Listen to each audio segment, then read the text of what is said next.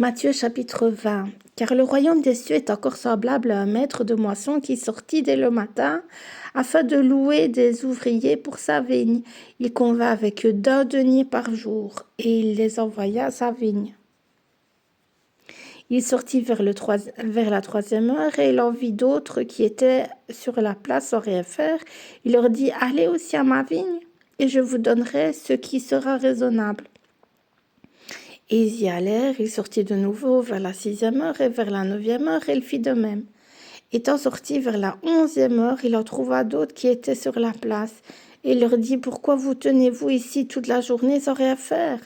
Ils lui répondirent, c'est que personne ne nous a loués. Allez aussi à ma vigne, leur dit-il.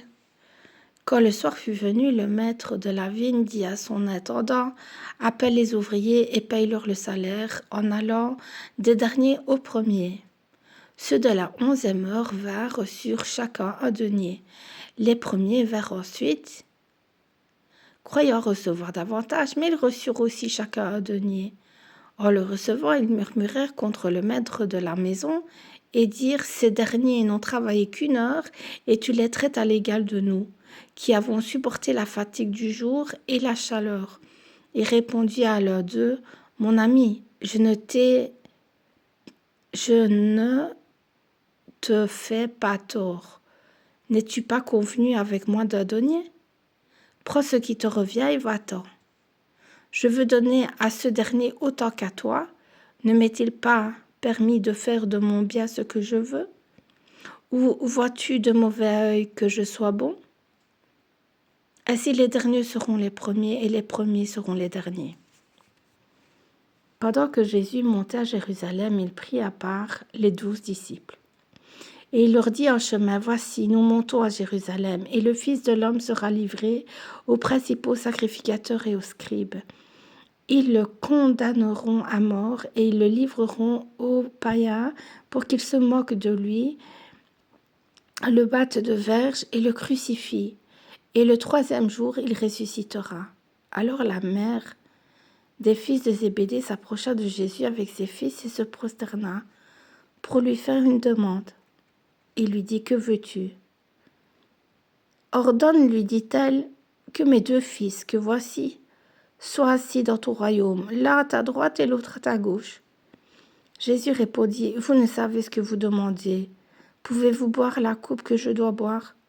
Nous le pouvons, dirent-ils. Et il leur répondit, il est vrai que vous boirez ma coupe, mais pour ce qui est d'être assis à ma droite et à ma gauche, cela ne dépend pas de moi, et ne sera donné qu'à ceux à qui mon Père l'a réservé. Les 10, ayant entendu cela, furent indignés contre les 2 frères. Jésus les appela et dit, vous savez que les chefs des nations les tyrannisent et que les grands les asservissent, il n'en sera pas de même au milieu de vous. Mais quiconque veut être grand parmi vous, qu'il soit votre serviteur, et quiconque veut être le premier parmi vous, qu'il soit votre esclave. C'est ainsi que le Fils de l'homme est venu, non pour être servi, mais pour servir et donner sa vie comme la rançon de plusieurs. Lorsqu'ils sortirent de Jéricho, une grande foule suivit Jésus, et voici 2 aveugles, assis au bord du chemin, entendirent que Jésus passait, et crièrent, « Aie pitié de nous, Seigneur, fils de David !» La foule les reprenait pour les faire taire, mais ils crièrent plus fort, « Aie pitié de nous, Seigneur, fils de David !» Et Jésus s'arrêta, les appela et dit, « Que voulez-vous que je vous fasse ?» Ils leur dirent, « Seigneur, que nos yeux s'ouvrent. » Ému de compassion, Jésus toucha leurs yeux, et aussitôt ils recouvrèrent la vue et le suivirent.